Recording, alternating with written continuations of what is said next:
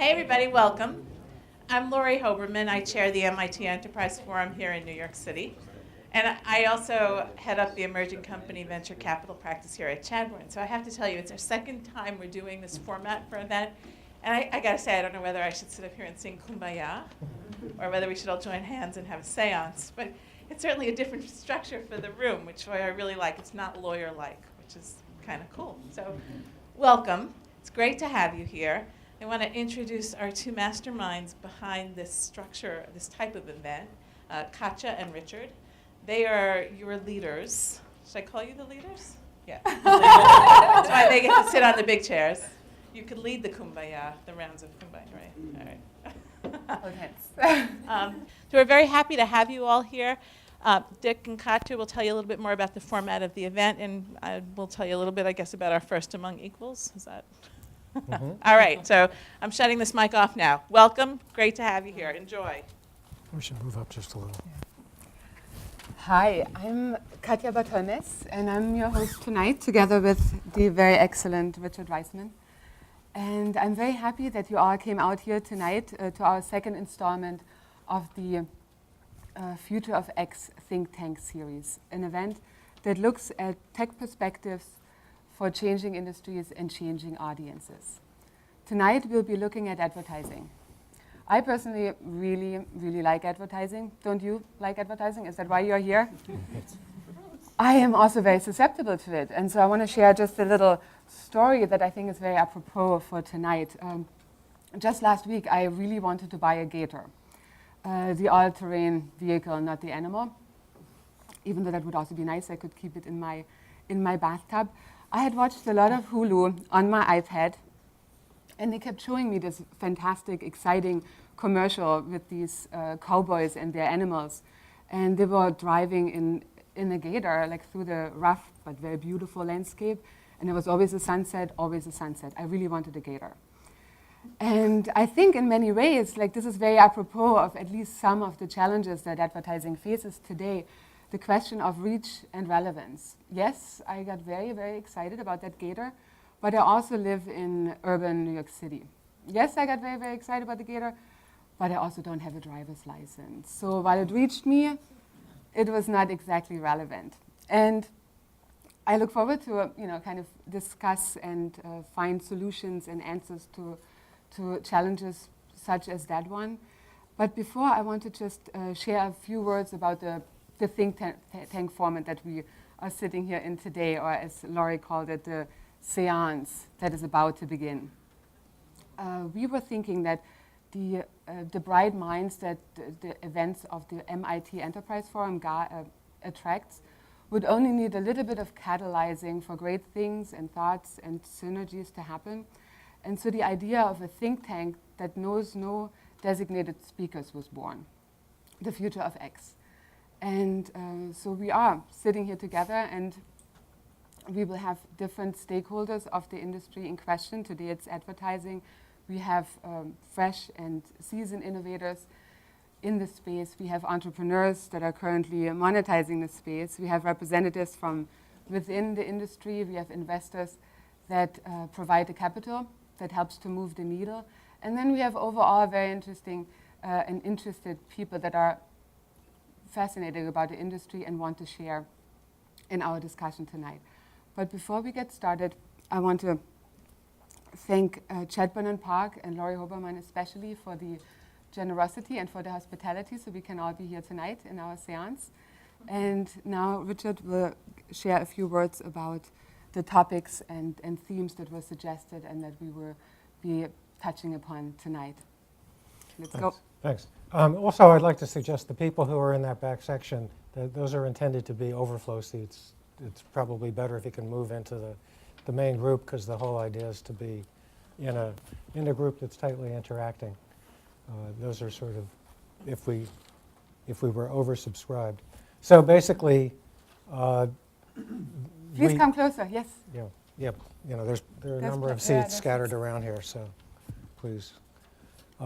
So the picture that's on there is sort of part of the theme that we had in mind. We weren't sure whether people would recognize Waldo, but obviously the advertiser wants to reach the consumer and has a lot of difficulty doing it, but at the same time, it's sort of like, dude, I'm right here.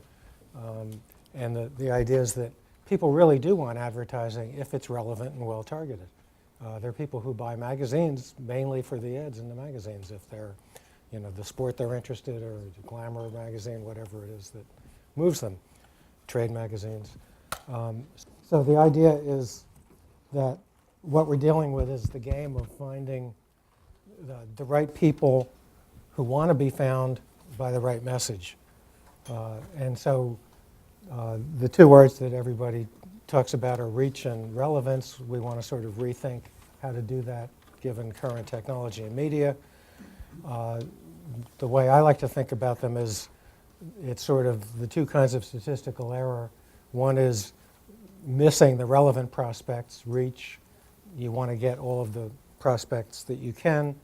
And relevance is you don't want to be targeting people who don't want the message and aren't interested in the message. So either way, you're going to be either missing good customers or wasting your advertising money. And it's a trade-off. It's hard to get both, but that's really the challenge we're facing. Some of the other things that we need to deal with are engagement and accountability, which are sort of two different measures of how effective the ads are. There's the issue of revenue models. What does the advertiser spend? What does the media get? And what do the intermediaries that facilitate things take out of it, and what do they offer? There's the whole issue of consumer control and privacy that's increasingly important and could be a turning point. It's hard to tell whether there will be any turning points, but it's always an issue. And we're looking for the group to come up with examples of promising solutions. These can be things like targeting, tracking, big data, which is increasingly getting to be the hot thing. Newer things like activity and location tracking, things like sort of a new kind of bricks and clicks thing where you do online targeting to people in stores based on where they're walking through the store, where they're driving. And then, of course, there's the social marketing where you use people to reach other people. And then there's the whole issue of resistance to change, the pitfalls, and looking for people to share stories and strategies on how to overcome things like the media fragmentation, the management silos, the entrenched powers, the existing platforms, the dependency on our existing tools, the whole issue of crossing the chasm. Things like TV interactivity has been really successful in narrow markets, but it's hard to get a national interactive TV spend. And then there's this whole question of will there be regulation and privacy backlashes. So that's sort of the kind of stuff we want to talk about. And again, dude, I'm right here. How do you find me? So we'll. All right. So just a couple of rules of the game. So as we heard, like this is not a panel discussion. Like everyone is invited and encouraged and expected actually to participate. So these are the topics and themes that were also kind of requested by you guys, like in emails and messages. So we can start right away. Everyone, we are favoring kind of a conversation, so it's not just about kind of just sharing your point of view, but if you can, like kind of end it on a question so that we can just develop kind of conversation threads and keep it maybe like to about a minute. Like we will have a timekeeper who will strictly enforce the 1 minute, the 1 minute rule. Suni back there. With throat cutting gestures. If you see that waving, that's time to bring it to an end. But otherwise, like in the last, what we learned in the last time, it just becomes its own energy, and I look forward to what's happening today. We are kind of now the audience. And we have a mic, so we'd like you to use the mic. So who has the first opinion? Who wants to start off our conversation? I'll start. Yeah.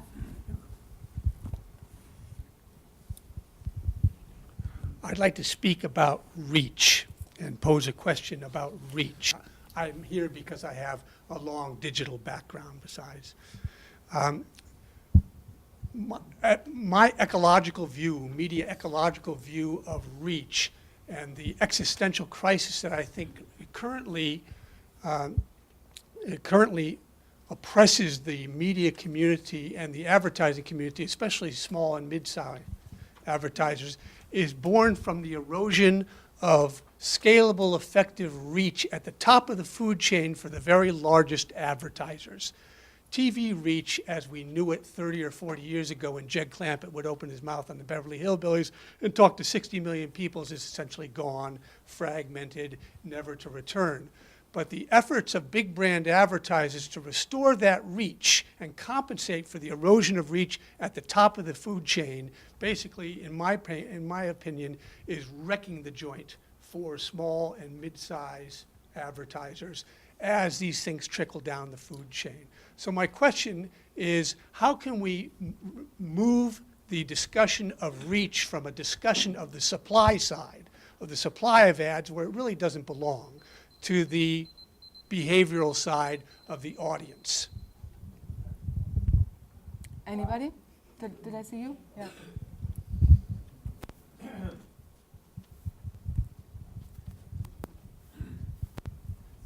Thanks, Jeff. That was, it's sort of a lead into what I was thinking before I even sat down here.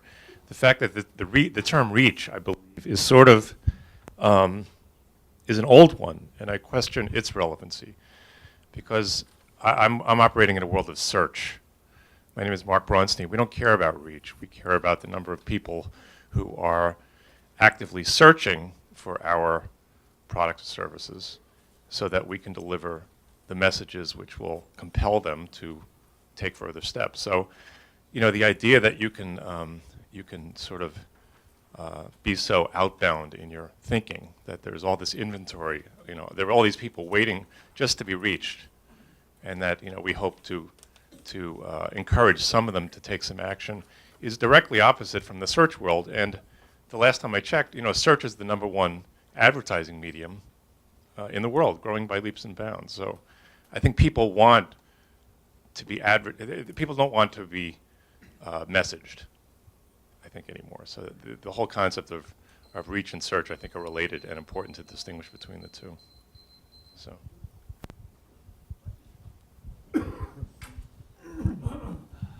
Hello, everybody. Robert Weiss from Multivision Digital. So I was actually kind of thinking for something very similar in terms of reach.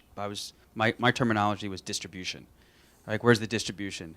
30 years ago, there was only one main distribution. That was the tube.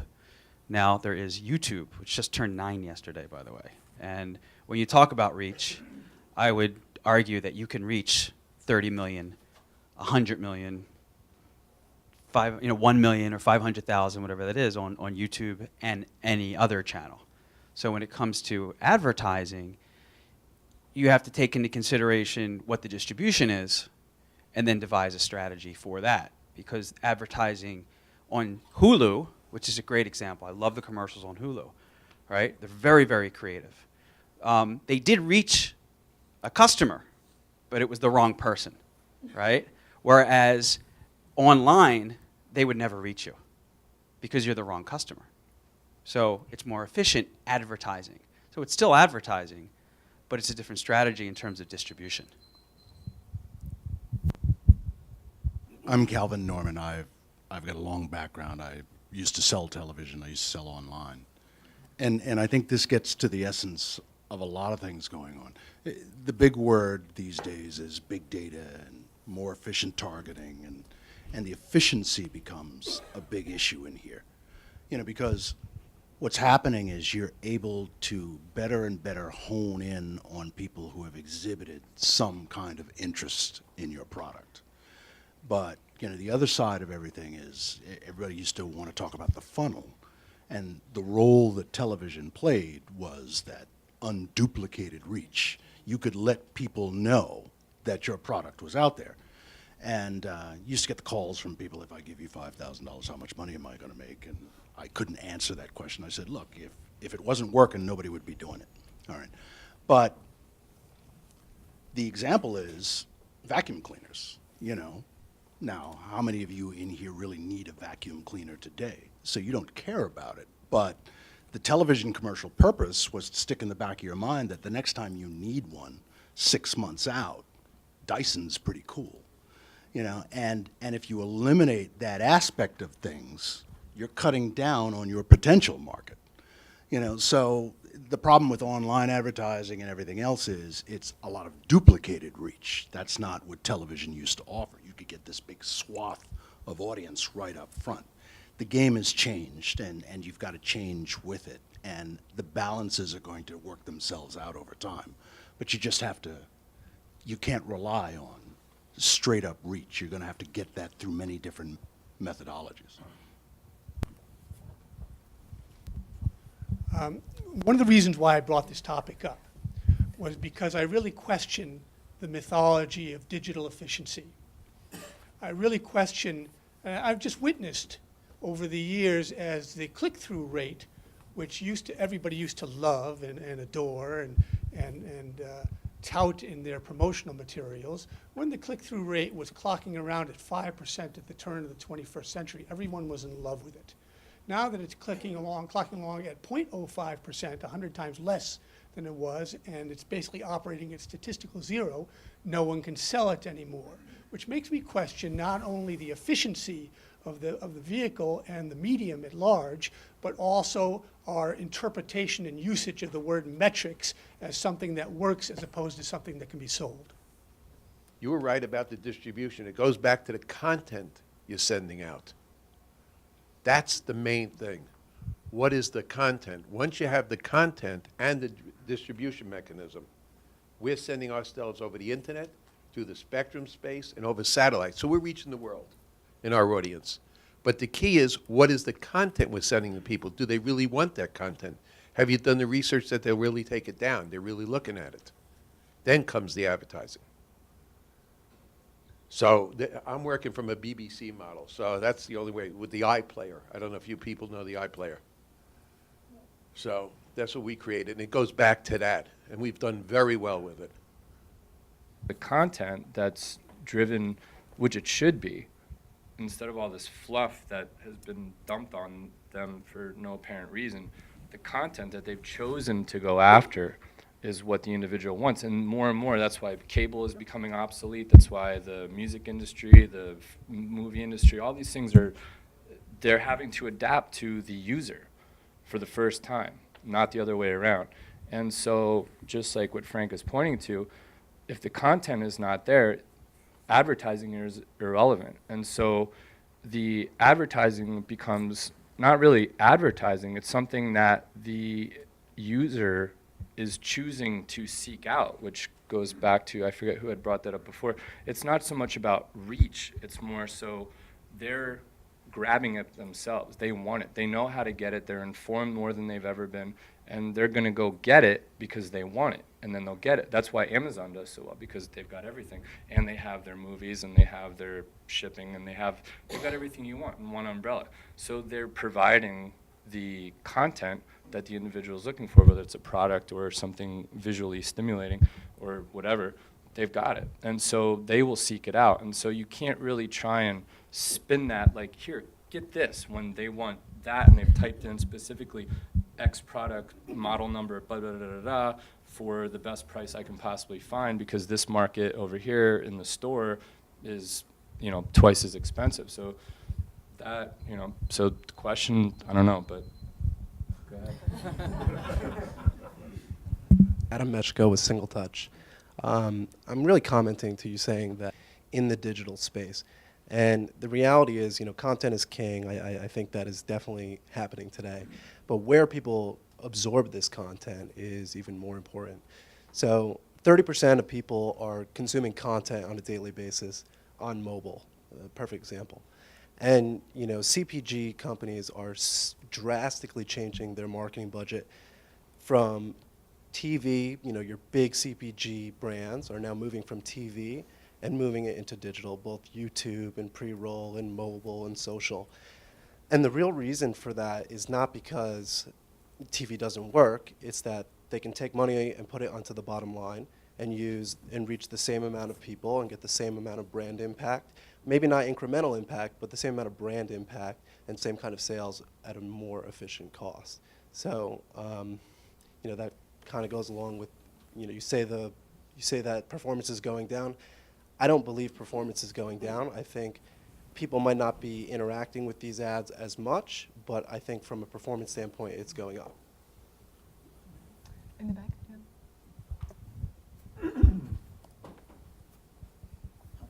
Yeah. My name is Lauren. I've been in the digital ad space for about 15 years, all on the sell side. I study this stuff. I live this stuff every day. I have two comments to summarize what people have been saying, and then I have a question. I think you said there are brand advertisers that are here in attendance. And so at the end, my question is going to be directed towards them. The first thing is the world of digital advertising, and in not too long from now, terrestrial broadcast advertising is all moving to programmatic. No longer are people ad buyers buying shows or buying content. What ad buyers are now buying are audiences. They're buying segments of audiences, they're buying demographics, and they don't care what shows they turn out on, what websites they turn out on. As long as they're their demographic, they want to buy that market, and they use exchanges, just like the stock market, to go and do it. The second thing is, I think that from the numbers I've seen, in the not too distant future, about 70% of advertising online is going to be bought and sold that way. So my question for whomever is here from the buy side is, has programmatic and real-time bidding changed the way you reach audiences and do your advertising? Say the question again. So if you are a buyer of advertising, have you moved to using exchanges and programmatic devices? Or are you still buying your advertising the way you did 10 years or the Mad Men years ago? So do we have a brand? Can we- too? yeah, can we-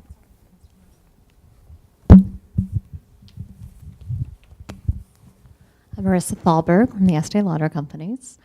So yes, the answer of course is, but I'll tell you from my standpoint, it's because our origins in digital, I started our whole global digital marketing capability 7 years ago, but I always count digital in dog years because 1 year is worth 7, so I feel like I've been there for 49 years.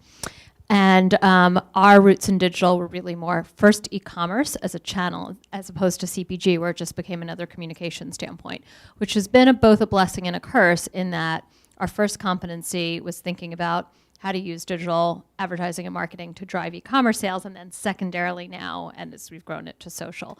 So for me, all the aspects that are now being called programmatic, remessaging, behavioral targeting, that was early programmatic. That was about thinking I care more about an audience, and yes, so we do those things all the time. However, we're also luxury brands, so we care about environment.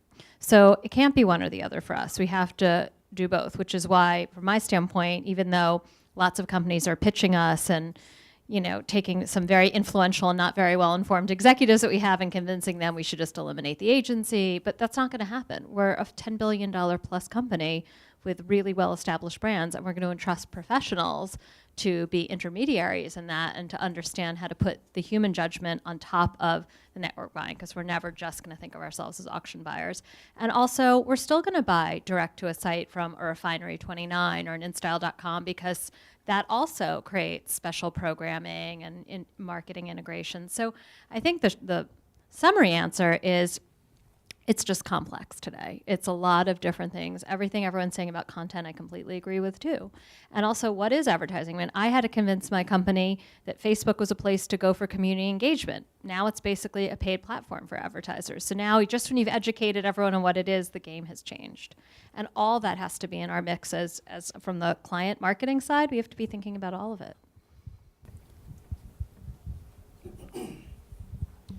So I'm now on the sell side, but I did start mobile advertising at Toys R Us for North America, and that was in my past life. So the answer is yes. It's very similar to Ask That. We do both.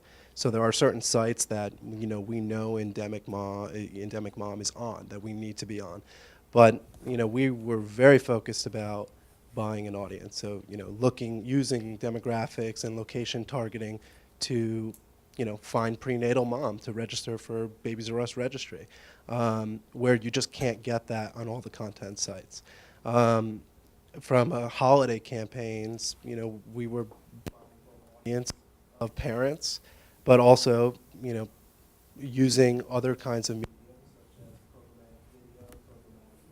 and programmatic display. So the answer is we use both, and we value our audience, and it is a more efficient buy of our media, usually. But in some cases, direct pubs where we want to reach, high-level audience, then it makes sense. The major automobile companies have come to us, and they're thinking about buying territories. So I said, what territory would you like? They said, China. We want your content to go into China to get the walking wallets. And 3 car companies came to us that are now going into that are in China, that like the content, want to be associated with it, coming from America. What's a walking wallet? The people that leave, the visitors that go to all the countries to visit, the travelers, they call them walking wallets. We call them travelers. Both ways. They want them both ways. So they want the walking wallets, they say. So, you should, yeah. Yeah, and it's amazing how much they'll put in it. So it's not about the digital world, it's about the territory. And I was very amazed by the numbers that they talk going into China, how much they're going to spend on the spend side of the auto side. It's amazing.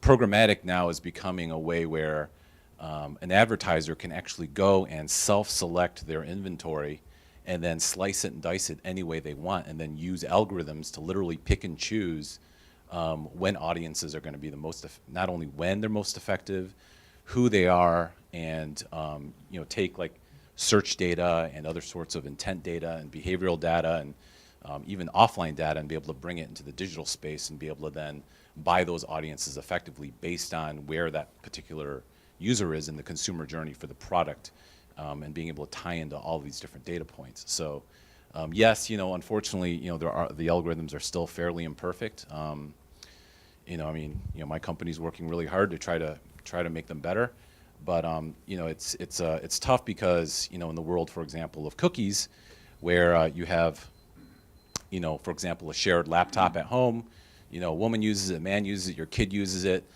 so the mom gets toy ads, the dad gets mascara ads, and the kid gets wine ads. It's kind of a disaster, right? So we're don't share your computer. That's one. That's the message. That's the message there. Clear your cookies and cache. Be good people. But until tracking becomes more, kind of something a little bit more persistent and individual, right? We're always going to have that. Now, I would say you really need to think about kind of the traditional space. I love television. I watch a lot of it, but people, and I'm going to your click-through rate thing, right? Which is people want this engagement or want some sort of like quick in-band metric.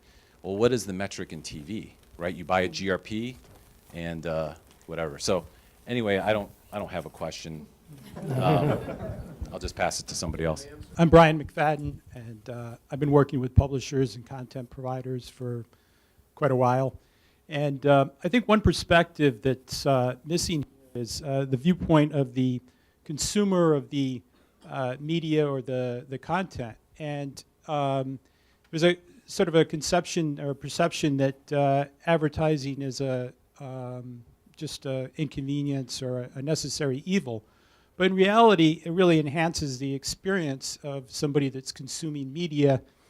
And if consumers didn't, or people consuming the media didn't interact with advertising, then maybe it wouldn't be of value. But the fact that they are interacting with that advertising really indicates that there is some value, potential value to that advertising. So what I'm conjecturing here is that if there's a lot of this programmatic trading, and what happens if somebody is able to come up with more relevant ads, and if the ads that are more applicable along the lines of native advertising versus programmatic advertising, which is just a lot of times behavioral targeting, I think that the publisher that can deliver more relevancy in the ads is going to have a competitive advantage.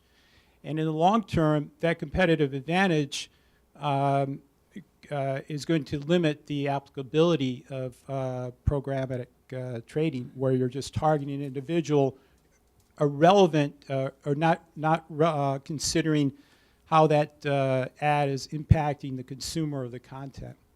So, my question then is, does anybody disagree with that?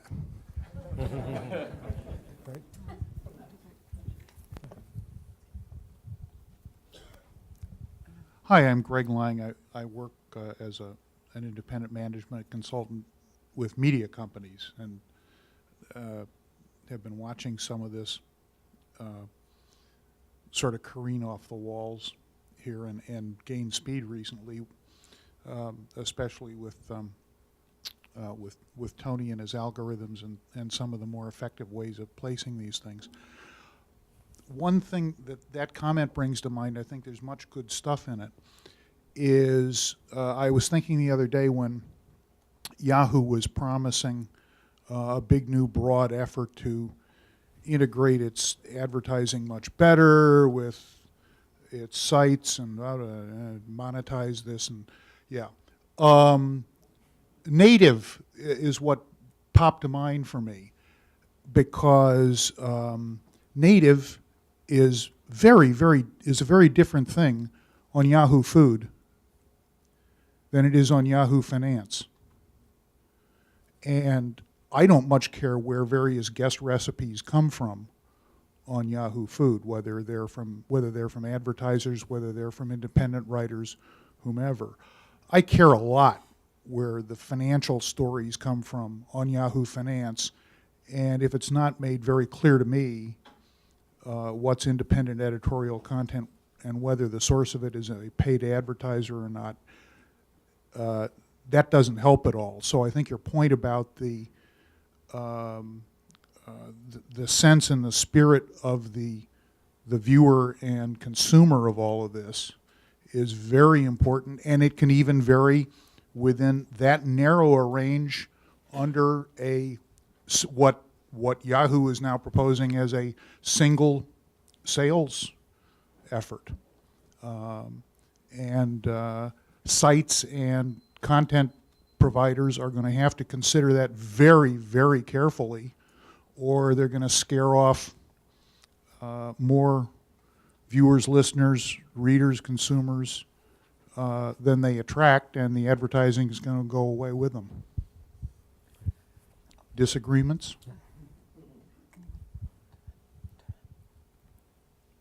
Hi, Craig Mowry.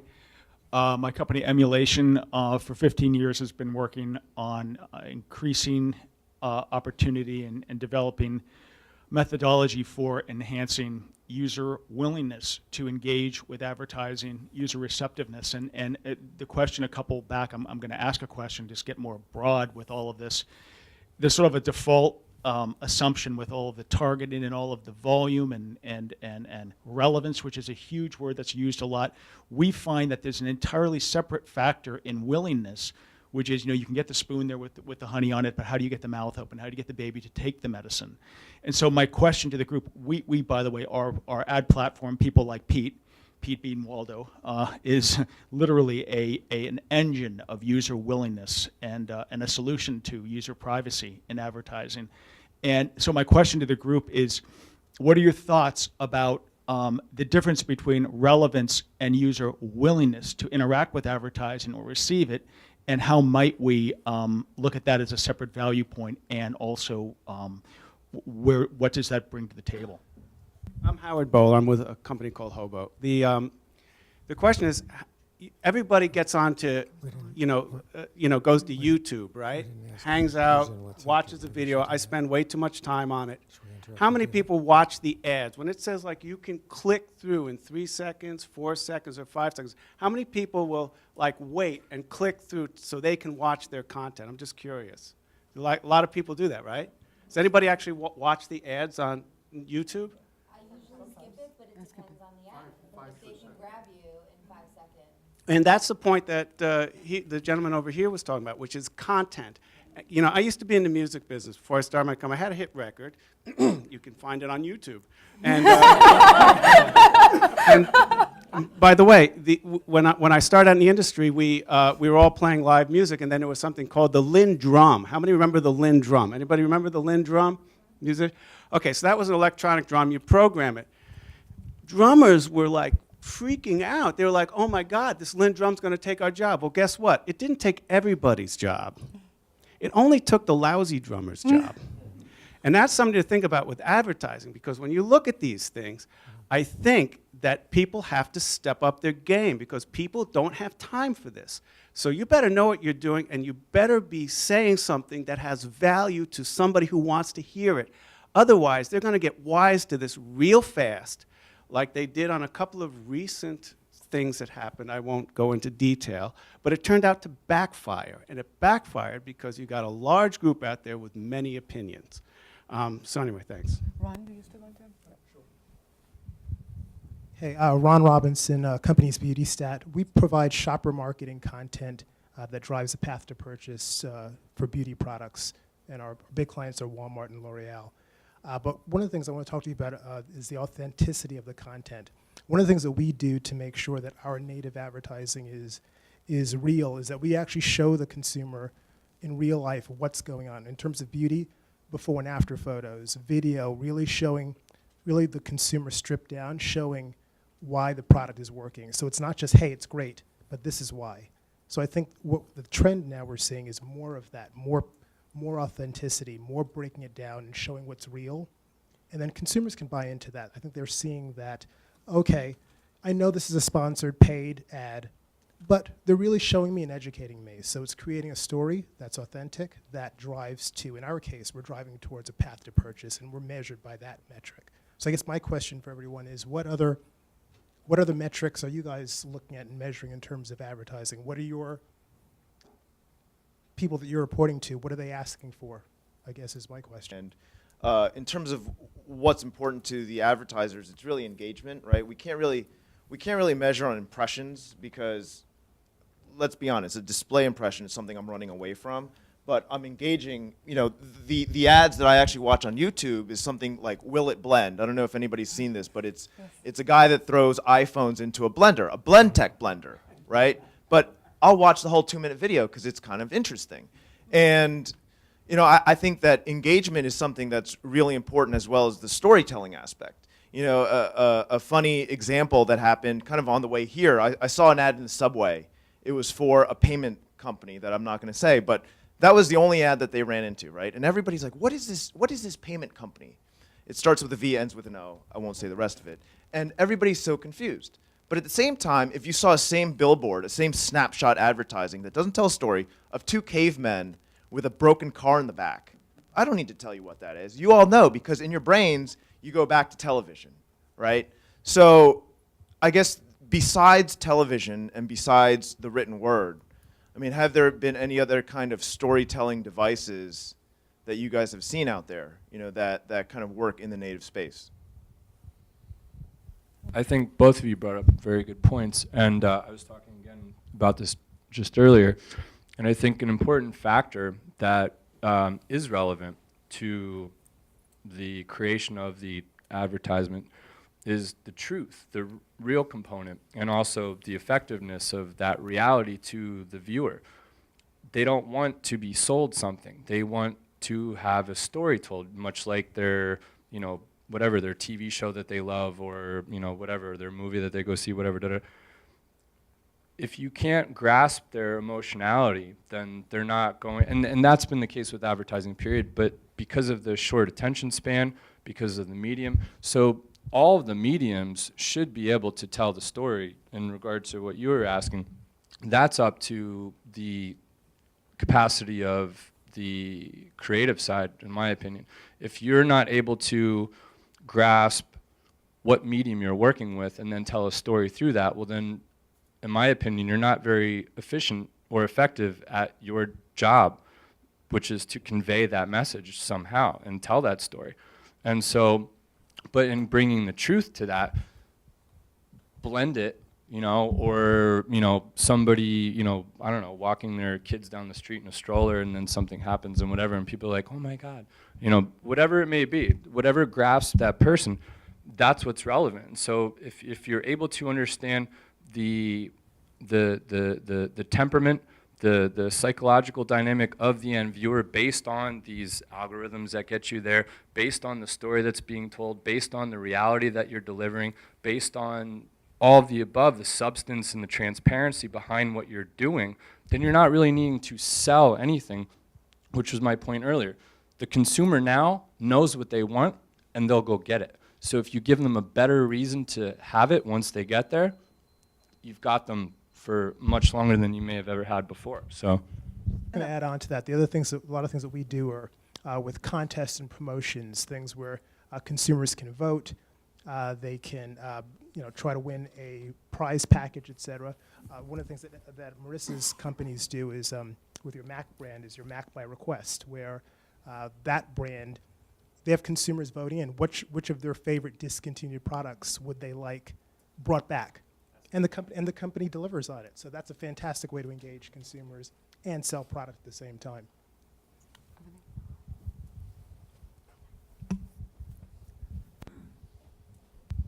Hi, my name is Kevin Madden. I'm the co-founder of a local search app called Night Owl, which is actually a specific vertical within local search, which is drinking. And my comment that I'd like to make is it goes back to a couple of things that were said, and I do really agree with the comments about content really mattering. But I think what we see is that the major theme of today is that you have an incredibly empowered consumer. And that's kind of the other side of the coin of a low attention span. People have low attention spans when they have other options. And mobile is obviously where the eyes are going. And so this really goes back to a comment made earlier, which is our view is that search is really where a lot of the advertising dollars have been going and will continue to go, because you're giving the consumer exactly what it is they want. And so for our platform, it's about building an app that is optimized for a particular user experience and providing advertising that is really marrying what it is they're looking for in that particular moment. And I think that's going to be, and we think that's going to be the theme for a lot of where advertising is going, is hitting people with ads that, maybe it's just a really brilliant ad, but it's got to be something that's what they're looking for, because they're just going to turn it off unless it's just really an outlier in terms of the quality of it. I just want to say, as someone representing the client side, my job is to evangelize a lot of this within the company, but you have to really understand, it's very easy to be pedantic about this, and then you're inside a very, very large multi-billion-dollar company where your whole business model, and ours has been an incredibly successful business model, by the way. We had a $20 billion increase in our valuation, just to give a sense of the fact that we're doing something right. Nonetheless, it's built on manufacturing and marketing products, and now I have to tell people, no, actually, we're also in the content business. But our productivity and headcount requirements can't change. And those creative people that we had that did great print ads, now they have to be digital experts. And how we're in 170 markets around the world? We need to be global, but we need to be locally relevant. And how we've sold dreams and wishes? Well, we also have to be rational. So I think the problem is that it's very confusing, and for a classic marketer who is a generalist and having to embrace all this, and many of you represent various areas of expertise, it's an incredible amount to try to integrate. It's exponential, as I think we all know. And I think what I've been trying to explain to people is, if it sounds like we're talking out of two sides of our mouth, I think we are in an unprecedented period of marketing where everything is a series of paradoxes.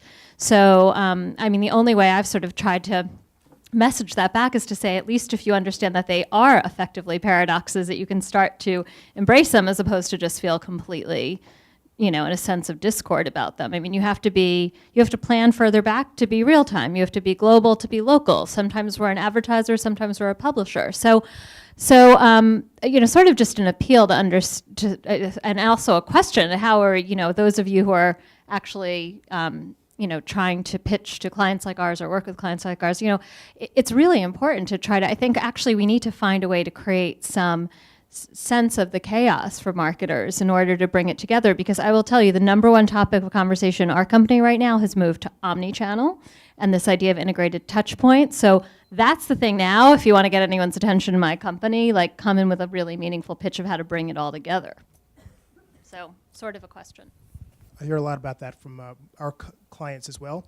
What they're telling us, like the Walmarts and the Amazons of the world are telling us is, hey, I know I need to shift my spending to digital and content, but where do I go? What are the options?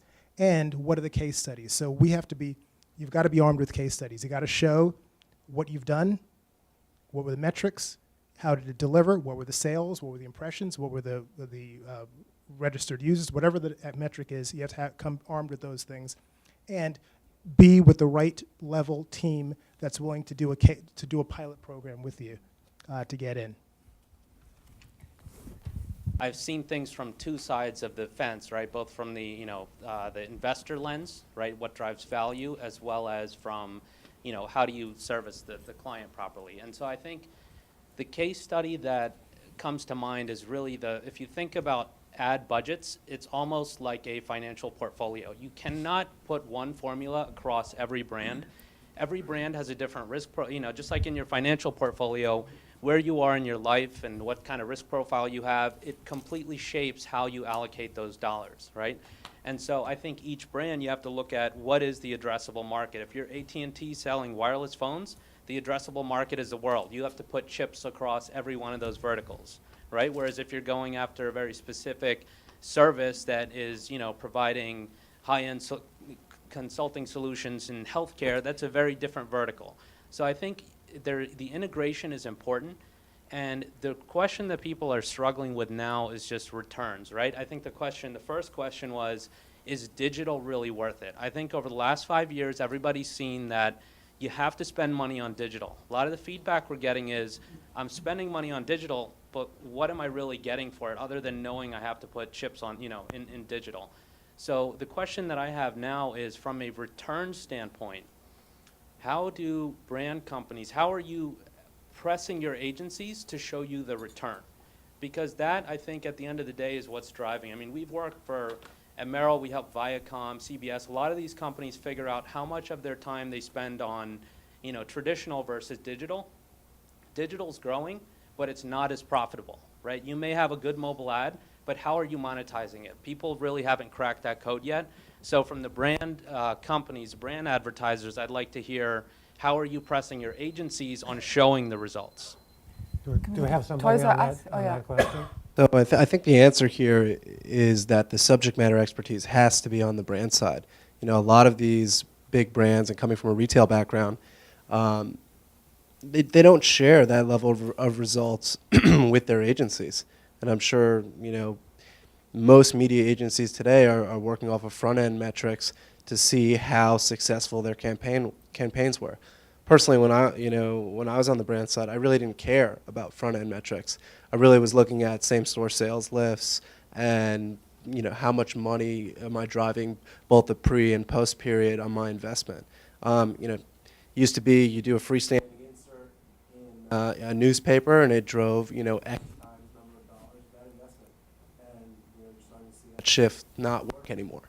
So how do you invest and do A/B testing with control groups to measure incrementality versus non, and also understand how much sales you're driving post and pre that period to understand the return on your investment? The tools in digital actually for measuring the actual effect of the advertising by measuring either off or online sales already exists, right? So whether it's for CPG, you can use the home scan panel, for example, from like a Nielsen or an IRI.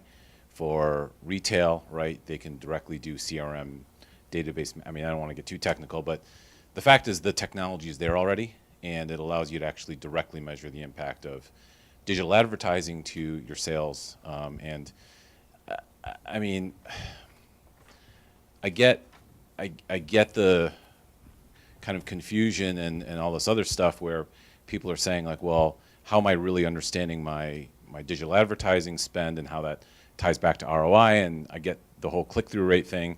And I would say that has a lot to do with consumer behavior online more so than it does with the actual effectiveness of the ad, right? Because I don't actually think that's changed all that much. If anything, it's more to do with fragmentation. And just to answer Marissa's question, which is I don't say this to clients because sometimes you can't be super honest with them when you're in the room with them. But to friends of mine, when I talk to them, I just tell them to take a deep breath and relax, because the strategies and the tactics really haven't changed all that much, right? It's more on the technology side, and there's a stat out there that says in 10 years, CMOs will actually be spending more on technology than CIOs. I don't know if anyone's seen that, but at the end of the day, it's actually all the same. So the problem that we're facing in digital advertising is we're literally inventing new 3-letter acronyms every 30 seconds. And I mean, I apologize for that on behalf of my industry, but I mean, it's and I push really hard not to let that happen, because at the end of the day, when I'm talking to someone like you, it's like, what marketing problem am I solving for you? That's really the only answer that I should give.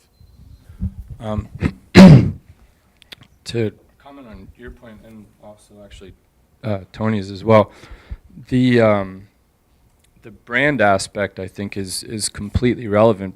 Again, that goes back to the whole thing with content that we were discussing earlier. And this is the point that I think a lot of, and I was thinking about what you had mentioned earlier, Marissa, with a company as large as Estee Lauder. Now the larger the vessel, the harder it is to steer within such a quickly moving market. So the smaller guys have they may not make as much money, but when you drop back the ratio to what they're making per what they're putting in, they're actually doing significantly better than you are by leaps and bounds. So, and that's the reality of it. So with that model, it's really not about who's gonna come to us and kind of be our saving grace of advertising and specialize in this niche and this niche and this niche. And it's who are the leaders of the companies that are large and small that are understanding the wave of what we're stepping into right now, embracing that technology, embracing the future of what's going to happen, embracing the fact that in a very short period of time, people are going to be able to walk into their kitchen and go, whoop, whoop, whoop, whoop. Yep, I'll take that, and then their 3D printer will make it. And that's the reality. That's absolute reality. That's not even remotely off base. That's occurring right now. So these things are going to happen. So we're stepping into it's not a free market per se, where capitalism is stepping out of the picture, because there's always got to be somebody that creates it. But you need to have substance, and if you don't have substance that somebody's going to stand behind that they want, and that's I guess been my underlying point through every comment that I've made, it's not about advertising, it's about the individual who's choosing you, not the other way around. So in order to grasp that individual, the truth is in my opinion, the most important aspect. It's not, how do I sell that to them? How do I pull one over on them to get them to buy this? No, how do I allow them to accept me, to want me, to choose me, and then follow through with that because I make them feel good about everything that they're doing, whatever it is you're doing, So. I'm Ruth Morris, and I'm the CEO and founder of What's the 411 Networks. We are an integrated media company, and Marissa, I'm happy to hear that Estee Lauder, you can pitch things that are integrated. However, most companies aren't. And so it's very frustrating for us in that, because we integrate everything. All of our content, regardless of what platform, we're all integrated, and it's really difficult and incredibly frustrating to get the other side to understand that, because their organizations aren't. Well, they're not organized that way. People operating in, different, I guess, silos, if you will.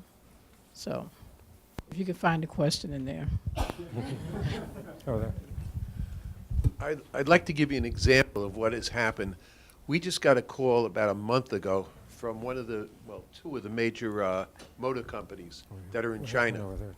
And they said, we don't care about digital, we don't care about anything. We want to be attached to New York City content. That's what people are going to watch in China. That's all we care about. Get to Lieberman. That's how they got to me. And I get a call from a guy in Seattle who calls me up and he says, we hear you have the content. We'd like to see if we can convert it to Chinese because that's what our market is asking for. That's what they want to see, and we could attach our products to it. And that's just recently in the last month. KAI and the other one's Mercedes. Because they know what they want. Paris was number 1, number 2 was New York, and number 3 was London for content they want to see. The walking wallets. It goes all different ways. Hi, my name's Lee Morganroth. Right now I'm working in an area of privacy and secure communications from brands to consumers. There was a comment earlier we started talking about the perspective of the individual, the consumer. And I guess the word that sprung to mind for me was trust. And so when I look at the different ways that we're talking about reaching people and communicating, establish relationships and building this relationship between a brand and product maker and their potential customers, it feels a lot like it's a lot of shouting at me as a customer or trying to push an agenda versus listening to me. It's like how many companies right now are trying to collect data on people, and how many companies are listening to their customers, what they have to say, not what you want to hear. And so my question is the advertising industry in the near future going to shift from a way to get your message out to a way to provide something more akin to pre-sale service? And are there any examples that anybody has of how they're doing that or thinking about that wherever they sit in the advertising ecosystem? If they're collecting data from the dating websites, I have a feeling that none of that is accurate, so they might have an issue with that. So everyone's talking about the race to relevance and how important it is, but we're talking about privacy and we're talking about content, but I haven't heard anyone talk about customer-centric marketing. So essentially, there's not one brand out there today that their number one strategy is not personalization, one-to-one, customer-centric marketing, no matter what you want to call it. You're starting to see that happening. Email marketing, for example, that batch and blast model doesn't work anymore. It just sits in the junk file. It just sits in the junk box. Mobile marketing, if it's not relevant and personal, it's not going to work. On top of category targeting and demographic targeting and things like that. So how people are harnessing big data to manage customer-centric marketing is really the future of marketing, whether it's programmatic, email, mobile, even on the digital video space.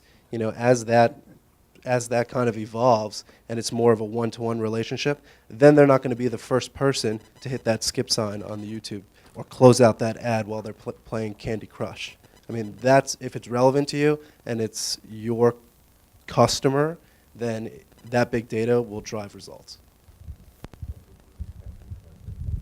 Part of the change there is that, corporations are very much afraid of consumers being in charge and having the ability to respond to things.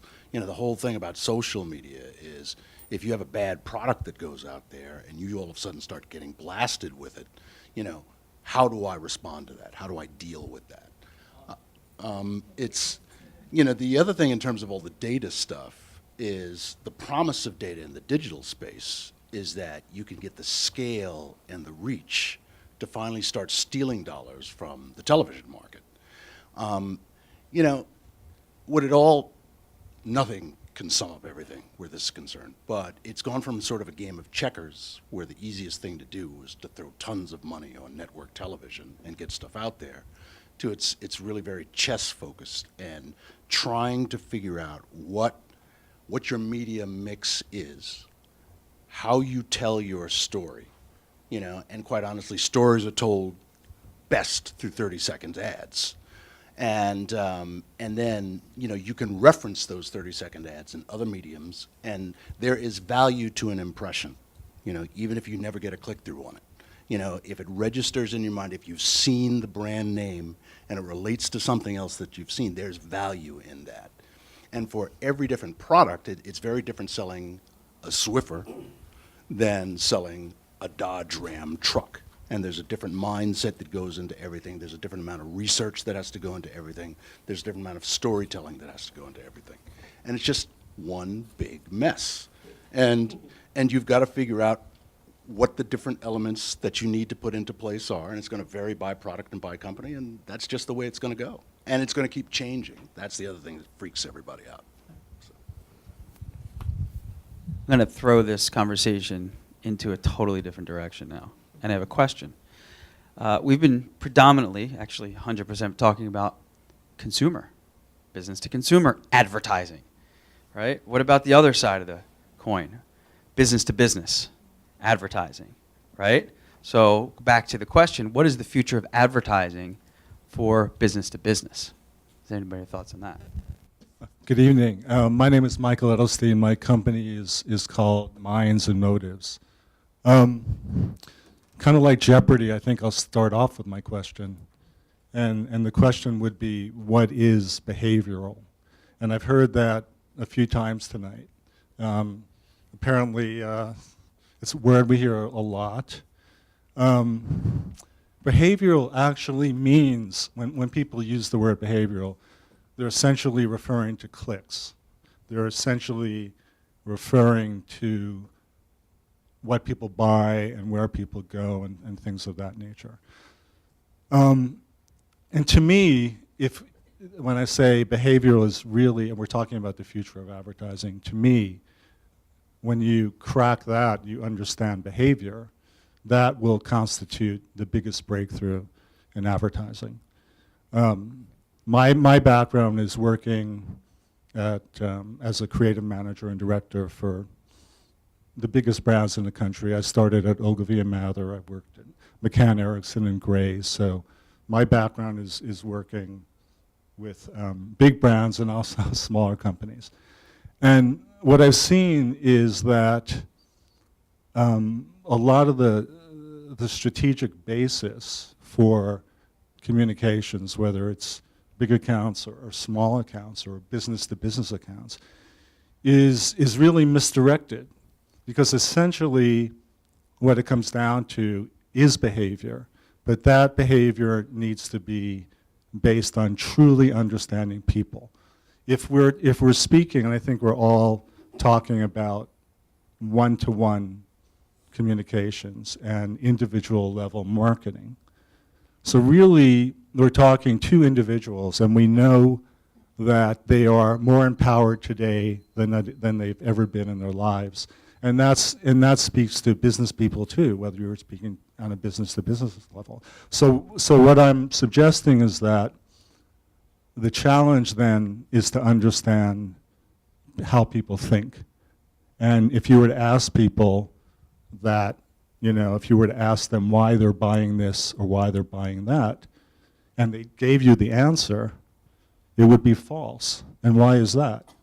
Because we know, going back to people like Kahneman and Tversky, and some of you may be familiar with behavioral finance principles, people are unconscious. People do, most of the things they do is unconscious. They don't know why they're doing it. They don't know why they're thinking it. And so that's the problem I set out with a team of people over a decade ago to address. And I'm pleased to say we're working with some of the biggest data companies in the world right now, and we're going to be launching soon some interesting products. But nevertheless, I would urge you, if you're thinking about the future of advertising, which has essentially been commoditized so much, so creativity doesn't mean anything anymore, it's being outsourced. So when you speak about advertising, really, it doesn't really exist as we know it. But to Howard's point, the value to someone, bringing value to someone who wants to hear it, that still is advertising. So with that, I will share the microphone. Thank you very much. Just a moment before you start.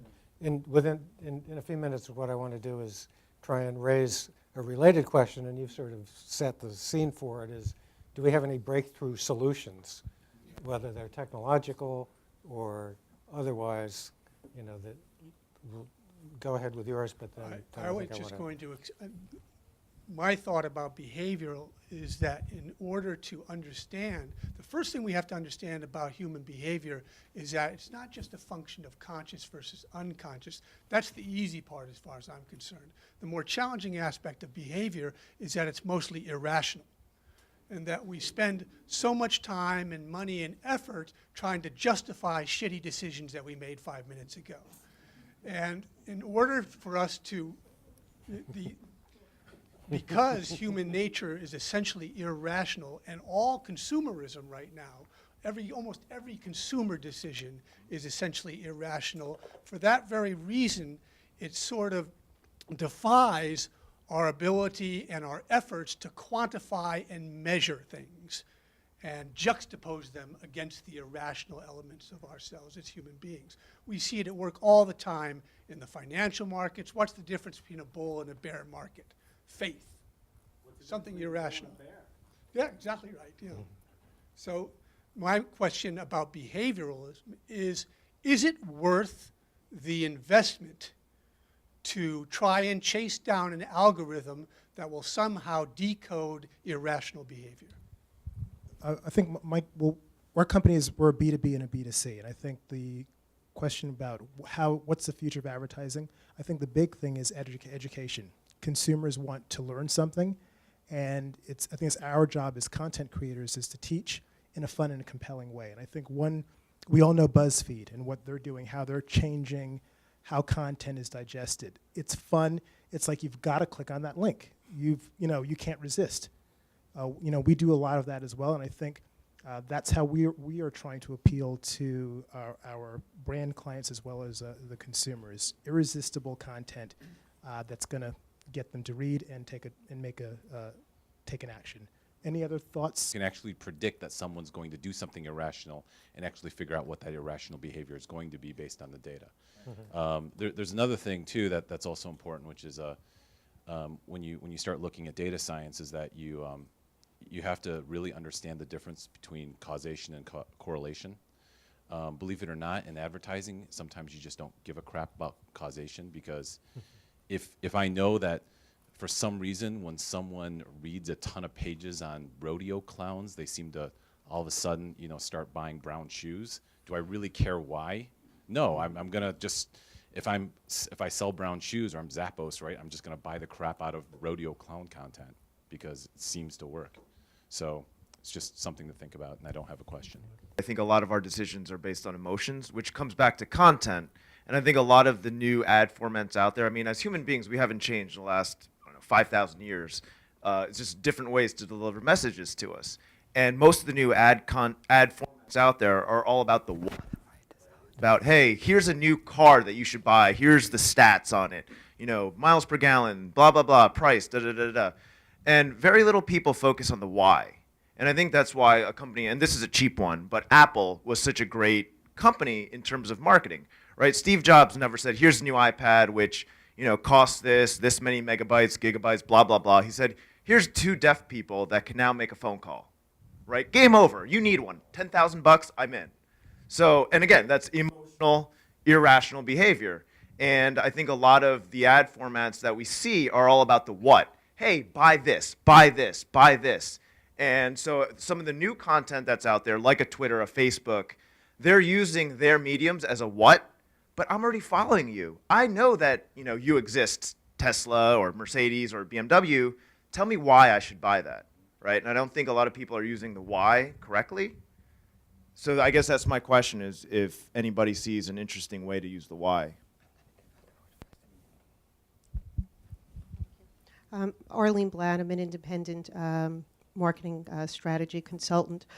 Answering the comment that we've been speaking a lot about consumers and how are things different business to business, or what real breakthroughs there are. I think whether it's consumer to business to consumer or business to business, it all begins with the brand. I haven't heard anyone here really make comment about understanding the brand equity or understanding the habits and practices associated with a particular brand. And if you're going to have the right content, and if you're going to have be in the relevant location, you have to understand what the brand is. In terms of breakthrough, there was an article in the paper the other day about Burt's Bee doing some, I'm going to call it reaching out to consumers, where they were putting they were getting to consumers' calendars and putting appointments on them, incredibly relevant for a cosmetic brand which consumers use on a day-to-day basis. So I think that was breakthrough, because it was really creating a connection between the consumer and the brand that had to do with the behaviors affiliated with the brand. And so my question is for the people who are creating the new technologies, how are you changing the dialogues that you're having with your clients? I'm on the client side. People come in and they talk to me about their technology. They bring me case studies, but they're irrelevant to my category. How are you having a conversation where you're connecting the brand to what you can? Yeah, that's a good question. Is this on? This is on? My comment actually touches on everybody. It's a nice sequence. The behavioral components, the brand components, the content, the irrationality. The irrationality right now, I would say, is the #1 component that is fueling the fragile nature of the global market as a whole. We are coming from the financial background that I do, with the more technical sides of that. I have a pretty clear picture as to where we're going. Not that anybody can predict the future, but it's pretty clear. It's written out pretty well if you know how to read it. What we've created because of this irrationality in these markets, whether you are the consumer or the brand or whatever, doesn't matter what side you're on right now, we've created such a artificial push, which has come from many other things too. There's irrationality all over the place, really all over the planet. That will collapse, because you can't have a model that is sustained by an artificial foundation. It's time tested. Irrational exuberance, Robert Schiller, yeah, sure, or this time is different. These guys have been thinking about this for a long time now, and we keep repeating this cycle over and over and over and over and over, and every time we repeat this cycle, it collapses. So really, in my opinion, after hearing all of those key points, they all pertain to where it's going, but who's focusing on the net? Because that's what's going to happen. You look at the irrationality to the behavior, and you look at the psychology and the dynamics behind the consumer or the brand, the people steering the ship, so on and so forth, big or small, whatever. Who's creating the net that when this collapses, you're going to fall on there, and they're already going? That is where... What do you mean by the net? The net, you're not giving into this irrational model. You're not trying to catch the fish at the top of the stream. You're confident in the fact that you understand, you as whether you're the creative, whether you're the brand, whether you're the consumer, no matter where you're coming from, you have the foresight to kind of see, this is not working. This is going to destroy itself. It already is destroying itself. This is what's actually happening right now across the board, which is why all these mediums are falling apart and so many people are confused as to where we go, because this is no longer working. So the undertone of what's happening, people like a 25-year-old computer science kid in his basement is making thousands of dollars a week just by running algorithms through multiple websites that can create artificial people that send other people to over here. And that's where it's at.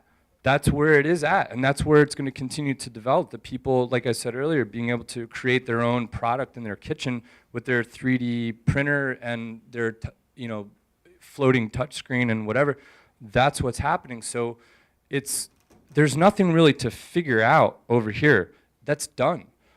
What needs to happen is, what are we creating now to generate the new model? And that's what I think a lot of people are missing, is the new model. And the new model pertains to all these points that we've been touching on, the truth, the brand, the content, the new markets, all these things, where we're going as a global society, how we're merging as a global society, the behavioral, psychological aspects of both finance, global markets, advertising, blah, blah, blah.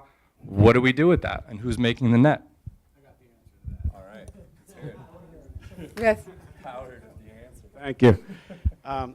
Well, you know, I have no idea, to tell you the truth.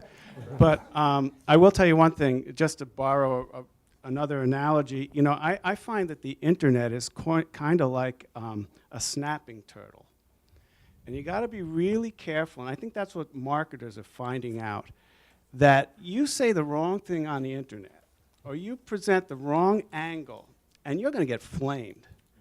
And so, you know, that's happened recently, and I think to your point, you were saying, so where do we go marketing-wise? I'll give you one example. I don't want to say which airline because I actually don't remember, but it's probably hard to believe, but sometimes people that handle the baggage don't handle it really neatly, right? Sometimes they throw it. And there was a musician watching out the window while his guitar, a Taylor guitar, was being thrown on top of a bunch of baggage and broke in half.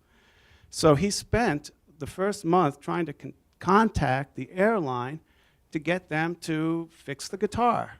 And after about a year, he was unable to get it fixed. No response, but he did have all their names. So what he did was he composed a song. And he put it on the internet. It called, I forget what the airline, Breaks Guitars. Yeah. And the result of that was 500,000 hits. And Taylor replaced his guitar for free. Now, where do you take that advertising? Well, if I was with Taylor, there's an opportunity to expand upon that experience in a number of ways. Number one, quality of product.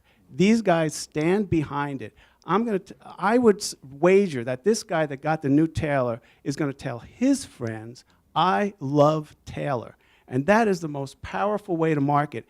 And that's what I think, if we look at that, I don't know if you guys have that experience, but really, the users, they're going to fight back. They're going to get back. And there was a Coke ad, if you guys have seen it, where they talk about how great, like, the world is, these, like, hidden camera things where they showed these people doing really sweet, very moving things, and it was Coke at the end. I thought that was an incredible experience, taking user-generated content and repurposing it in a positive way. If we're able to do that, then half of the work's already done. So one of the things is that without a doubt, the internet makes things a lot easier. It makes it a lot easier for us to complain about things. Maybe people in this room remember a book called Letters from Laszlo that was written by the guy who played Father Guido Sanducci, who wrote letters to companies, and it would take 2 months to get a response back. We don't live in that world. The stat I've seen is that if you complain on Twitter, you expect a response in 3 minutes. The challenge is that for all of those hits that United Breaks Guitar got, nobody stopped flying United. Behavior doesn't change. At the end of the day, there are brands that we have to work with because there's only so many airlines and you have to fly them and you deal with it. But will United now replace that guitar after all of that? Right? If someone else has a complaint, will United now respond because there was a consumer backlash? No, consumer backlash has to be change in behavior. We all bitch. What do? You go home, the first thing you do when you get home to your significant other, what a crappy day I had. Oh my God, my job sucks. I hate this. I didn't like the commute. People don't change behavior, right? So when we look at what the future of the brand is and we look at what the future of marketing is, it's companies that create products that we want. It's companies that treat their people well, both internal and external. But when a company looks at, wow, this YouTube video about people complaining got 4 million hits, and we saw no change in our business, right? So businesses react to bottom line changes. People stop flying United, I'm going to start taking care of people. I'm Robert Rosenblatt. I am more involved, I come from the legal field, and I'm involved in business affairs and a lot of rights work in the creation of content. So I tend to look through those glasses. I think I have, it's kind of a fragmented a few things I'd just like to bring out. So number one, I can't help thinking that the content aspect is still going to be the most important. And the gentleman over here, I mean, you were great. Everybody here has been great. You guys are really smart. But when you went through the whole list of things and yeah, there are great. They're all of those things. But content is content, and content. I just feel that anything else is the tail wagging the dog. And because, you know, from the earliest days of Wrigley Field, you know, when they didn't even have lights, people put signs up there because they knew that's where everybody was. And I just think that that is what's still happening. They're looking for eyeballs. If they don't get the eyeballs, you know, they're going to go somewhere else.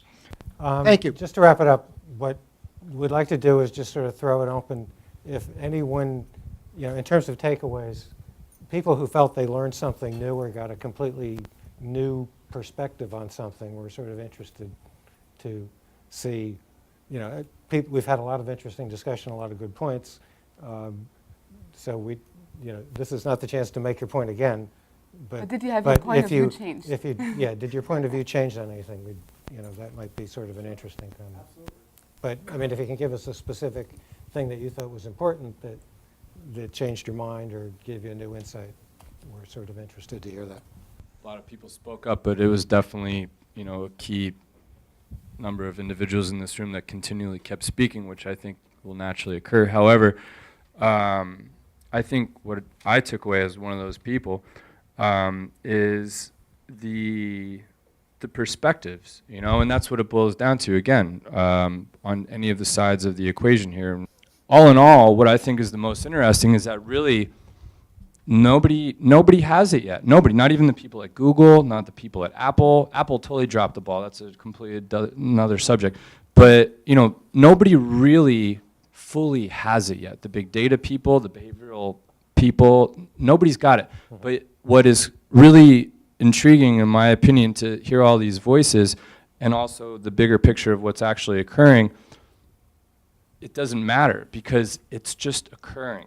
And that's my point, and everything that I touched on is it's happening whether we're with it or not. We can fight it, we can embrace it, we can do our best to enhance it, but bottom line, that's...